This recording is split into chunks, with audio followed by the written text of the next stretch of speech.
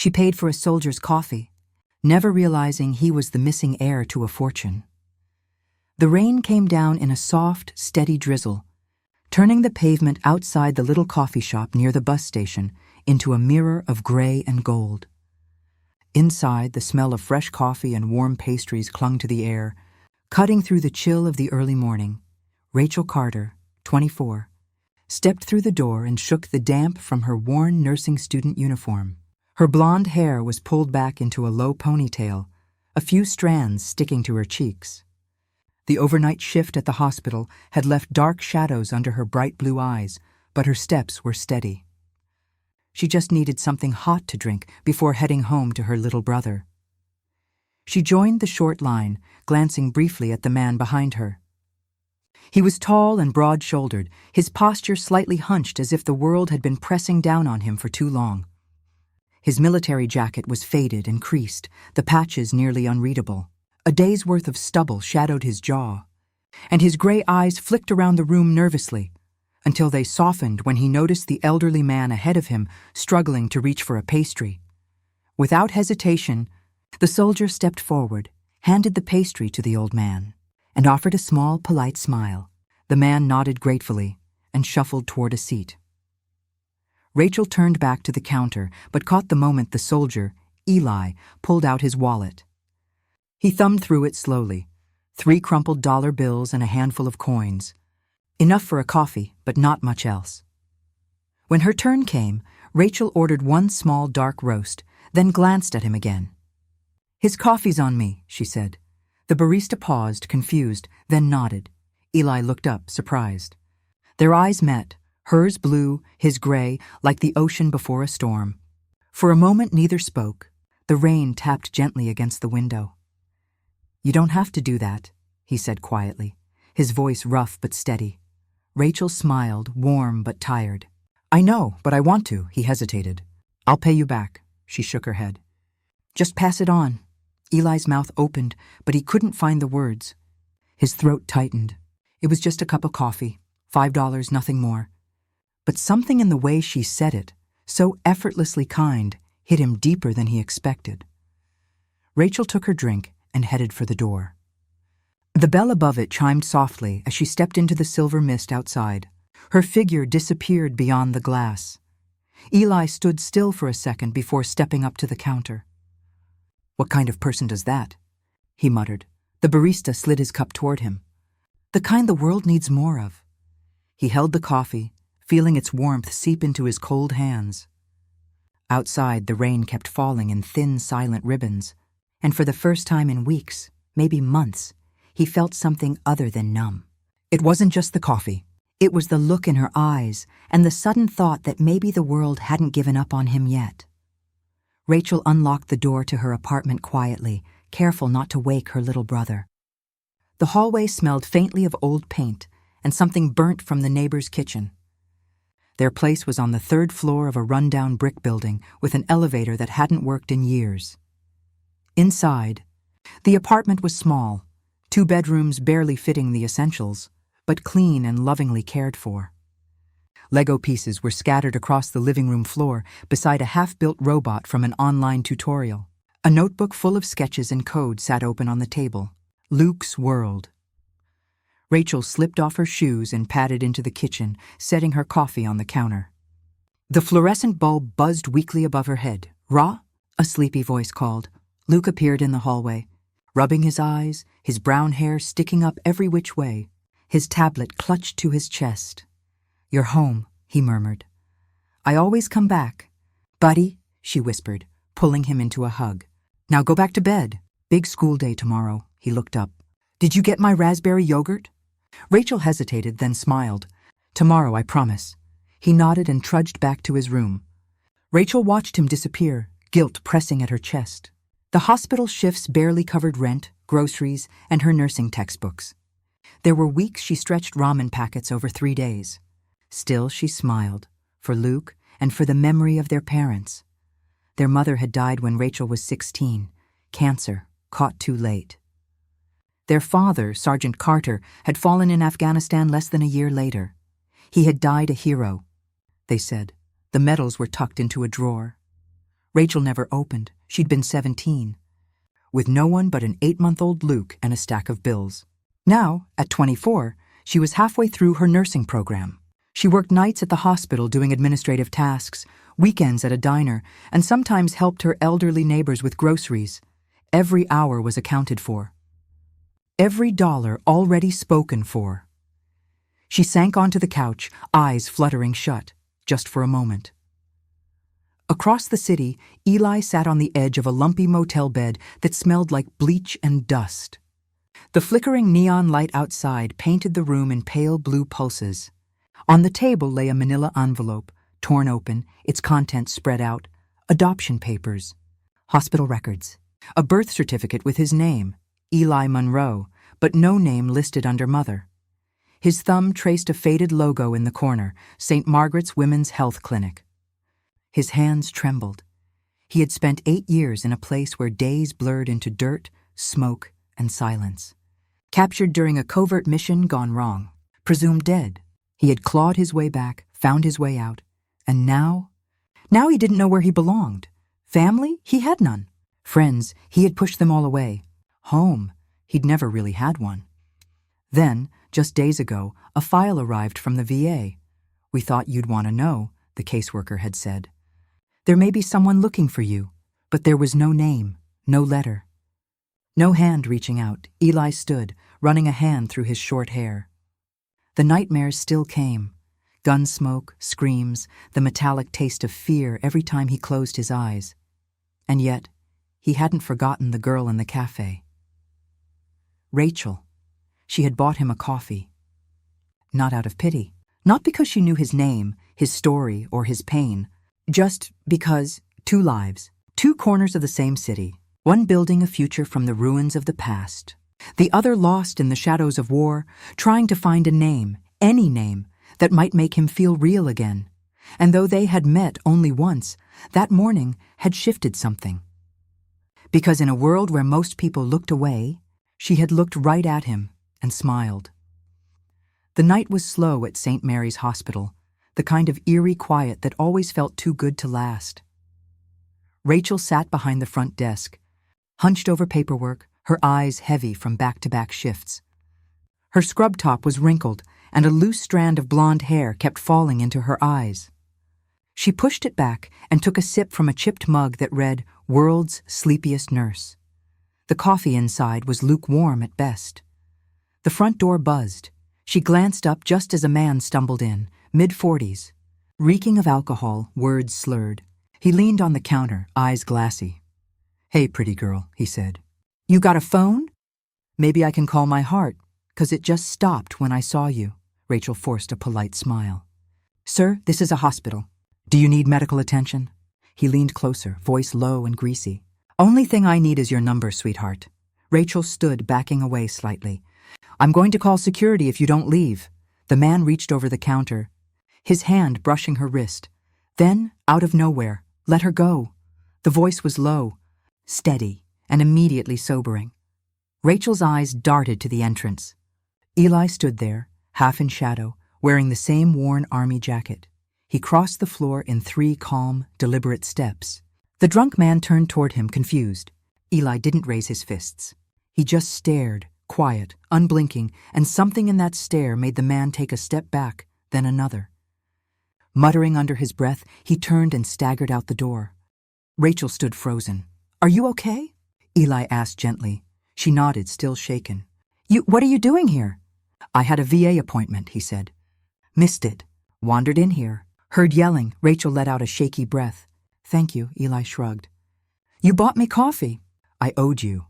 Later that night, they sat outside the hospital on a cold metal bench beneath a flickering street lamp. Rachel had brought 2 sodas from the vending machine, and between them stretched a quiet, comfortable silence. "You didn't have to step in like that," she said. "You look tired," Eli replied. "And scared," she gave a dry little laugh. "That obvious?" "Only to someone who knows the look." Rachel took a sip of her soda. "My dad was in the military, deployed twice, didn't come back the second time." Eli turned his head toward her, his face unreadable. "I was 10, she continued softly. "He was my hero. I thought if I held my breath long enough, He'd walk through the door. He was quiet for a long moment. What was his name? Michael Carter, she said. He wrote letters home every week. He said the hardest part wasn't the danger. It was missing birthdays and first days of school. Eli nodded slowly, his hands clenched in his lap. Rachel noticed. You served too, didn't you? He didn't answer right away. When he finally spoke, his voice was hoarse. 8 years. Lost track of how many places, how many people. Rachel's eyes softened. Is that why you're here alone? I'm not good at being around people, Eli admitted quietly. I keep waiting for the floor to drop out. Well, Rachel said, it hasn't. Not tonight. Eli looked at her then, really looked. There was something in her face, something open and kind that made his chest ache. She smiled. For what it's worth, I think my dad would have liked you. Eli blinked quickly and turned away, but not before she caught the tear he wiped away with the back of his hand. That night, 2 people, each carrying invisible scars, shared more than a bench and a soda. They shared understanding. And for Eli, whose world had felt like a series of disconnected shadows, Rachel's voice was the first warmth he'd known in years. Rachel stood at the stove, stirring a pot of noodles as steam curled into the air. The scent of garlic and herbs filled the small apartment. The walls were decorated with drawings, some crayon sketches from Luke, some anatomy diagrams from her nursing classes. A small dining table was set with mismatched plates, and a flickering candle added a soft glow to the cozy space. Smells amazing, Eli said from the doorway, rubbing his hands together. He'd hesitated before accepting the invitation, but Rachel's voice on the phone had made it feel less like a favor and more like a welcome. Rachel turned with a smile. It's just spaghetti, nothing fancy. After weeks of gas station snacks and ramen, Eli said, grinning, this might be the best meal of my life. Luke came running into the kitchen, a toy robot clutched in one hand. Eli, you came. Eli bent down, smiling. I wouldn't miss it, buddy. You can sit next to me. Luke grabbed his arm, guiding him to the chair like they'd known each other forever. Rachel watched, her heart warming at how natural it all felt. They sat down, and for the first few minutes, the only sounds were the soft clinking of forks and the hum of quiet conversation. Eli ate slowly, savoring each bite. He hadn't realized how long it had been since he'd had a home-cooked meal. More than that, he hadn't realized how much he missed the feeling of belonging, the easy rhythm of dinner time, the way Luke's laughter filled the room, the quiet joy in Rachel's eyes as she watched her brother smile. I fixed the light switch, Rachel said, nodding toward the hallway. Well, tried to. It keeps sparking. I can take a look at it later, Eli offered between bites. You know wiring? She asked, surprised. He shrugged. 8 years in the Marines. You learn to fix what breaks. True to his word, after dinner, Eli grabbed a flashlight and knelt beside the faulty switch. With a few careful adjustments and some tightening, the flickering stopped.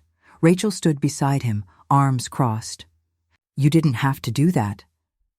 I wanted to, Eli said simply. Later, while Rachel did the dishes, Eli noticed Luke's jacket hanging by the door. The seam was torn, the fabric dusty from playground adventures. He took it to the sink, rinsed it carefully, and used the small sewing kit he always carried in his duffel to stitch it back together. When Rachel turned and saw him, she paused, watching quietly. You fixed his coat? Eli nodded, holding it up. It looked cold. Rachel looked at him for a long moment. You're kind, Eli glanced down. I'm not used to anyone thinking that. Well, she said softly, maybe you should be. Luke ran in then, waving a piece of paper with a big grin. I made this for you, Eli. He held up a drawing of the 3 of them, Rachel, Luke, and Eli, standing under a big blue sky. Above them, in wobbly handwriting, were the words, Dinner Friends Forever. Eli took the drawing carefully, as if it were something fragile. Thanks, Luke. I'm going to keep this. That night, when Eli finally left the apartment, Rachel stood by the door, watching him walk down the hall. Thank you for coming, she said softly. Eli turned back. Thank you for dinner, he hesitated, then added, and the warmth. His voice caught slightly.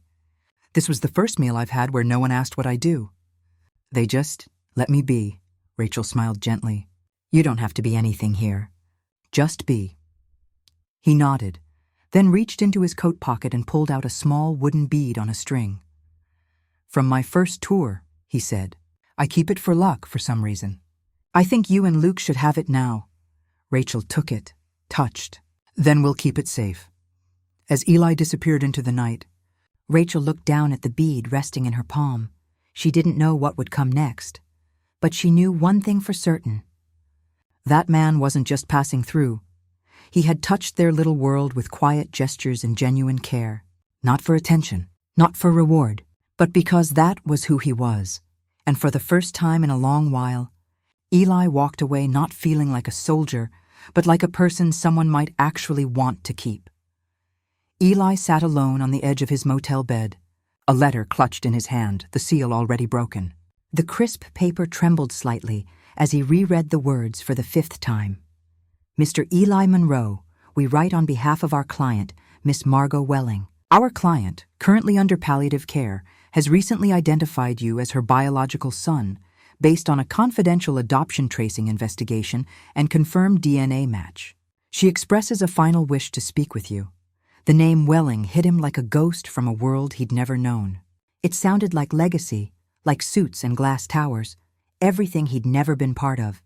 And now someone claiming to be his mother wanted to see him after decades of silence. After years of war, after he had rebuilt himself from rubble and quiet, he folded the letter carefully, slid it back into the envelope, and stared up at the ceiling. The room was dim, lit only by the orange glow of the parking lot light sneaking through the curtain. He hadn't slept properly since it arrived. The next day, he found himself standing outside Rachel's apartment again.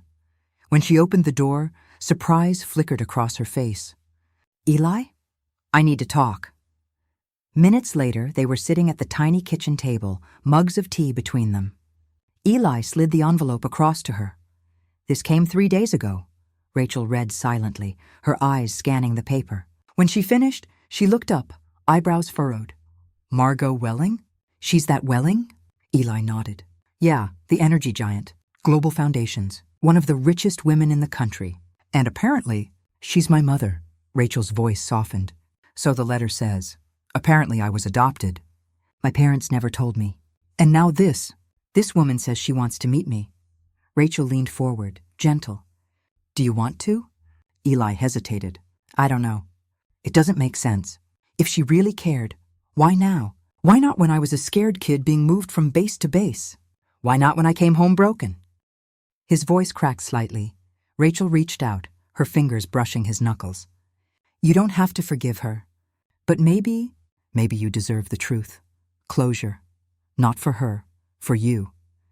Eli stared at her hand, warm, steady. I'm afraid. Of what? That if I go, I'll get angry. Or worse, I won't feel anything. What kind of son feels nothing when meeting the woman who gave him away? Rachel pulled her hand back, meeting his eyes. The kind who survived. Her voice was quiet but firm. You are not defined by what they did or didn't do for you. But you do deserve to stop wondering, even if it's just once. Eli exhaled slowly, the weight in his chest shifting a little. I think I need a few days, Rachel nodded. Take them, and whatever you decide, I'll be here. He stood, lingering in the doorway. Thanks, Rachel, for always seeing me, she smiled softly. Just don't vanish without saying goodbye. But that's exactly what he did. For the next few days, Rachel heard nothing. No calls, no texts. She went to the coffee shop, waited by the bus stop, walked past the hospital bench where he often sat in silence. Gone. Then one morning, she found a note slipped under her door, written in the familiar, neat handwriting she'd come to recognize. I needed to go. You were right. I deserve to know. But I didn't want you to see me if I broke. I'll come back if I still know how. Rachel held the note against her chest, her heart heavy but proud. Eli wasn't running away. He was walking into something painful, maybe for the first time, on his own terms. Whatever waited on the other side of that truth, he'd face it. And if he made it back, she'd be there. Just like she said. The smell of grilled cheese filled the kitchen as Rachel sliced apples for Luke's plate. The little boy sat at the table, humming as he scribbled in his notebook, lines of code she didn't understand, but always encouraged. The television in the corner murmured softly with the evening news. Rachel was only half listening, her thoughts drifting to Eli, and the days since he'd disappeared. It had been almost a week. No messages, no sign. Just the echo of that note he'd left behind. She tried to be patient. After all, he'd gone to confront something monumental, his past. But the silence still hurt. Then Luke's voice broke her thoughts. "Rachel, look!" She turned just as the anchorwoman's tone sharpened. In breaking news tonight, Welling Energy, one of the nation's leading renewable energy conglomerates, has officially confirmed the return of a long-lost heir, Eli Monroe, a former Marine presumed missing in action 8 years ago, had been verified through legal and genetic documentation as the sole biological son of CEO Margot Welling. The screen flashed with photos. Eli, clean-shaven in a charcoal gray suit, standing beside an older woman in a hospital bed. She looked frail, her thin hand resting over his. He looked composed, though something flickered behind his eyes, pain, regret. Rachel dropped the knife onto the cutting board. Luke looked up. "That's Eli." She couldn't speak. Her throat closed entirely. The sting came first, then the tears. Not just from shock, but from realization. He had never told her, never prepared her. He had just gone. She sat down slowly, her hands trembling. "He said nothing," she murmured, mostly to herself. "Not one word." Luke's voice was small. "Are you okay?" Rachel nodded mechanically, forcing a smile. "Yeah, baby, just surprised." But inside, her heart cracked. Was she just a temporary refuge? A soft place to land before he returned to his real world? The one filled with wealth, legacy, and perfectly manicured press conferences? Later that night, after tucking Luke into bed, she slipped on her jacket and stepped out into the damp, quiet streets. The pavement still glistened from an earlier drizzle. She followed instinct more than memory, her feet carrying her to the hospital, to the same bench where Eli used to sit in silence, watching people come and go. The bench was empty, but something rested on it, a folded piece of paper with her name written on it. Her hands shook as she opened it. "Rachel, I watched you carry the world on your shoulders with a grace I've never known. You gave me coffee. You gave me shelter. You gave me laughter at dinner and silence when I needed it. You gave me home. But I needed to walk into my past to see if I could live in my future. I didn't know how to explain that, so I disappeared. I'm sorry. I just needed time to believe I deserved it. No signature. None was needed." Rachel sat down, holding the letter against her chest. She felt foolish, hurt, betrayed, but also something deeper. She had seen something in Eli long before the world had a headline for him. She had loved the man in the thrift store jacket, not the heir in a tailored suit. The pain was real, but so were the memories. The night he fixed her broken outlet, the way he made Luke laugh with a silly face. That man wasn't a lie. He was a part of Eli too. Maybe she hadn't lost him. Maybe he was just figuring out who he really was. Still, as the wind picked up around her, Rachel whispered into the night, "You should have told me."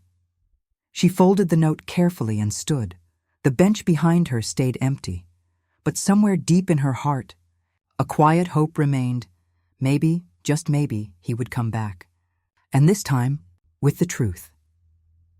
The conference room inside Welling Energy headquarters was a cathedral of glass and light.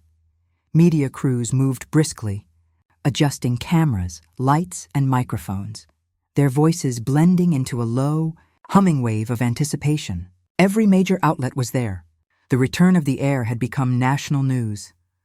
At the front stood a long table draped in white linen, behind which sat lawyers, board members, and executives in dark suits. Only one chair remained empty, the one at the center. Then the doors opened. Eli Monroe walked in. He wore a simple navy suit, posture upright but not rigid, every step a quiet battle between restraint and triumph. Whispers rippled through the room as he approached the microphone. Skipping the seat entirely, he cleared his throat.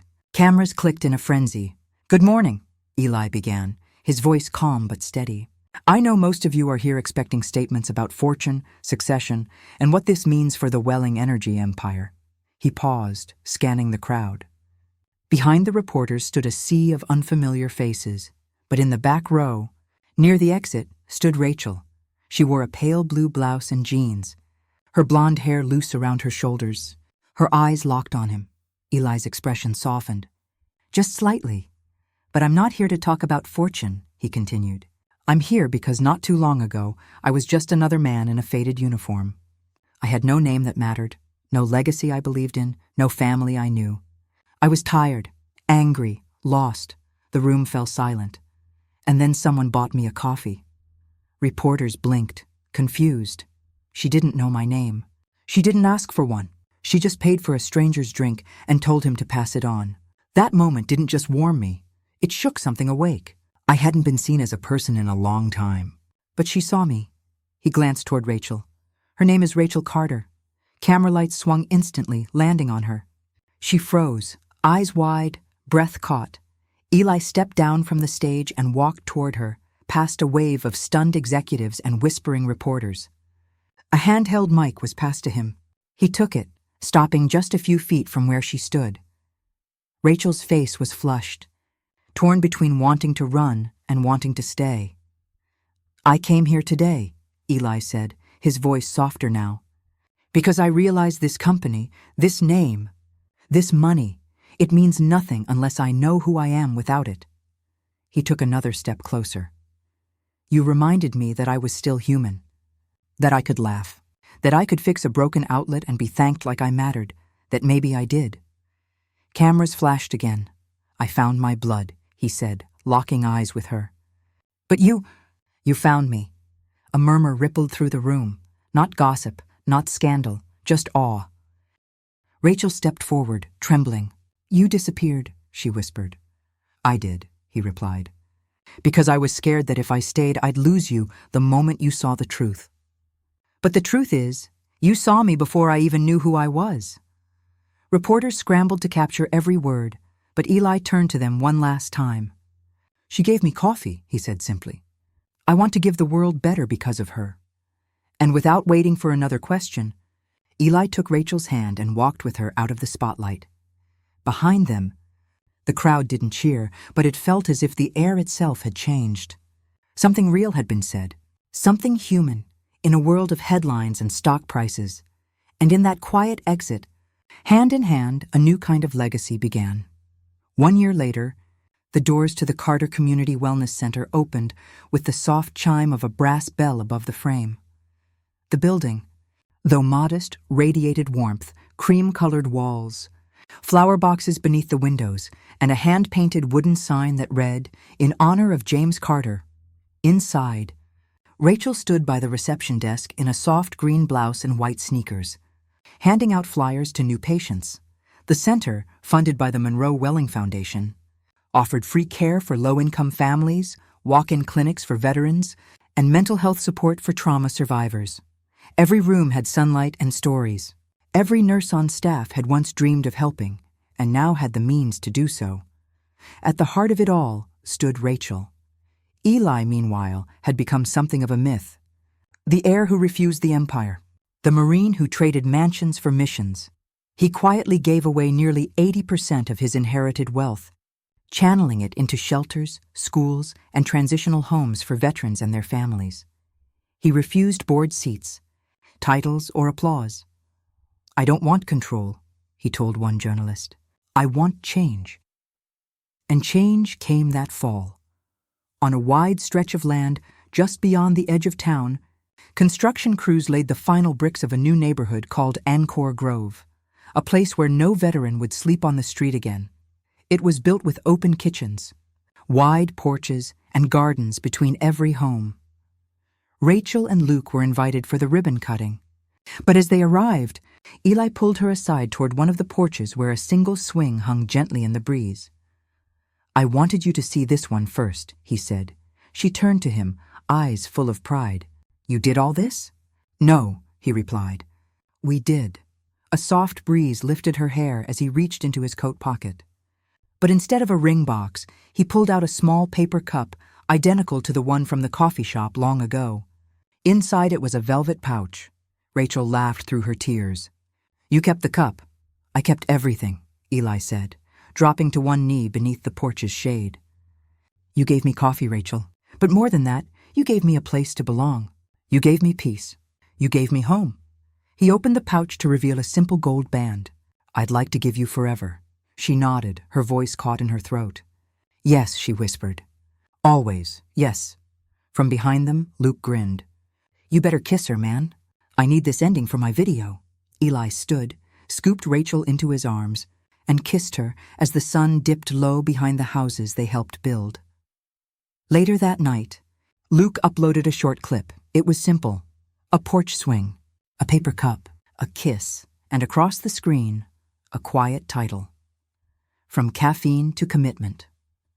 Within hours, the video spread across the internet, not because it was flashy, but because it was real. One cup of coffee. One small act of kindness. And now, one home, one family, one future rebuilt together. Thank you for joining us on this touching journey from a simple cup of coffee to a life built on love, healing, and second chances. Stories like Rachel and Eli's remind us that kindness, no matter how small, can change everything. If this story moved you, imagine what the next one will do. Subscribe to Kindness and Love Tales for more heartwarming stories that restore your faith in love, humanity, and hope. And don't forget to hit the bell so you never miss a tale that could brighten your day or your life.